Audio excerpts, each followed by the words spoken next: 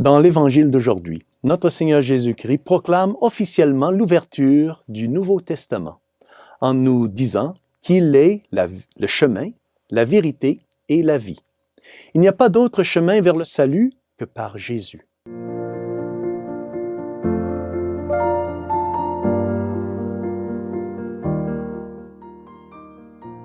Chers frères et sœurs, Salve Maria.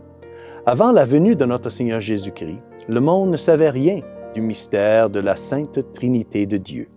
Les Écritures offraient de minuscules indices comme les 3 anges qui apparurent à Jacob, qui symbolisaient les 3 personnes de la Sainte Trinité. Mais, autant que nous sachions avant le Christ, personne n'aurait jamais pu imaginer l'existence de 3 personnes en un seul Dieu.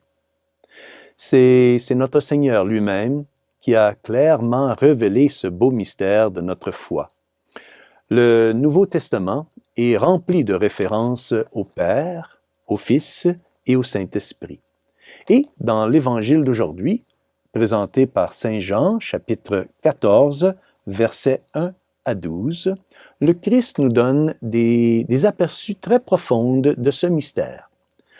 L'Évangile d'aujourd'hui, pour ce 5e dimanche de Pâques, présente un beau et très profond dialogue entre Jésus et ses apôtres. Contrairement à l'Évangile du dimanche dernier, qui était une confrontation polémique avec les pharisiens, les adversaires de Jésus, nous retrouvons aujourd'hui ici notre Seigneur dans une conversation amicale avec ses apôtres. Le Seigneur souhaite préparer ses apôtres à tout ce qu'ils auront à souffrir pour lui dans un avenir très proche. Il veut fortifier leur foi et les consoler avant le combat spirituel qui va bientôt commencer. C'est pourquoi Jésus leur demande d'avoir foi en lui et promet qu'il va leur préparer une place très spéciale dans la maison de son Père, qui est le ciel.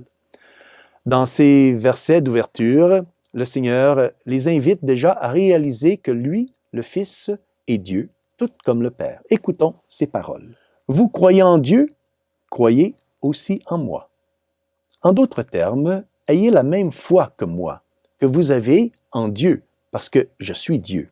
Et puis, le Seigneur ajoute qu'il part préparer une place pour chacun d'eux au ciel, et qu'il descendra ensuite pour les prendre, pour les amener avec lui.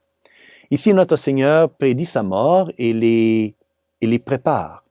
Il fait aussi clairement comprendre que le ciel ne s'ouvrira à l'humanité que si lui, le Fils de Dieu, ouvre les portes du ciel par sa mort et sa résurrection.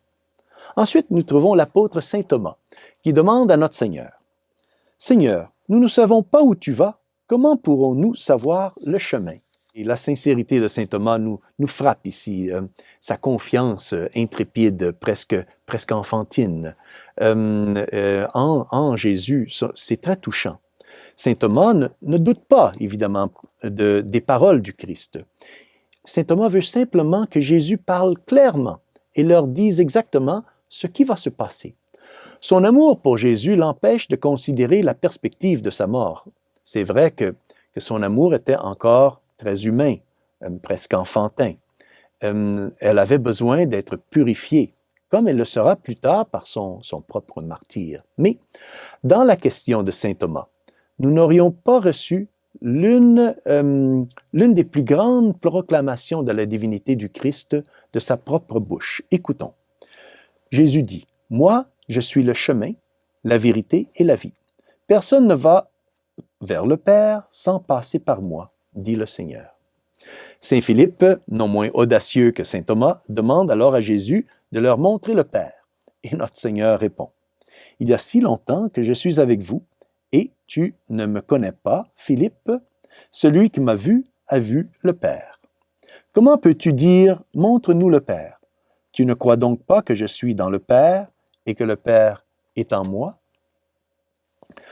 Comme le dit saint Paul, le Christ est l'image de Dieu. Le Christ est l'image du Dieu invisible. Tout comme un fils est une image de ses parents, il ressemble à ses parents, le Christ est l'image du Père. Il est parfaitement semblable au Père. Saint Augustin nous donne une autre analogie. Saint Augustin dit que lorsque nous pensons à quelque chose, nous formons une image de ce quelque chose dans notre esprit. C'est comme une parole intérieure qui est en nous. Cela nous donne une pâle idée de l'éternel engendrement du Fils par le Père au sein de la Trinité. La connaissance que le Père a de lui-même engendre le Fils qui est la parole de Dieu intérieure. L'expression de tout ce que le Père est. Il est l'image du Dieu invisible. C'est pourquoi notre Seigneur dit à ses apôtres que quiconque l'a vu a vu le Père. Ici, Jésus parle de le voir avec les yeux de la foi. Connaître le Christ, c'est connaître le Père. Et cette connaissance sera complète et parfaite dans l'éternité. Ici, Jésus explique à ses apôtres que le chemin de la sainteté sur la terre et du bonheur éternel au ciel est de le connaître, lui, Jésus, de l'aimer et de le servir. Parce qu'il est le seul chemin que nous devrions choisir. Il est la seule vérité que nous pouvons, nous, attendre à connaître. Et il est la vie que nous posséderons tous en abondance pour l'éternité. Demandons donc à Notre-Dame, Marie très sainte, la Mère de Jésus, qui est le doigt qui pointe vers ce chemin.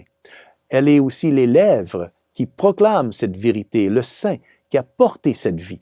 Demandons à Notre-Dame de nous rapprocher toujours vers son divin Fils, Jésus. Et que Dieu Tout-Puissant vous bénisse, au nom du Père, du Fils et du Saint-Esprit. Amen. Salve Maria.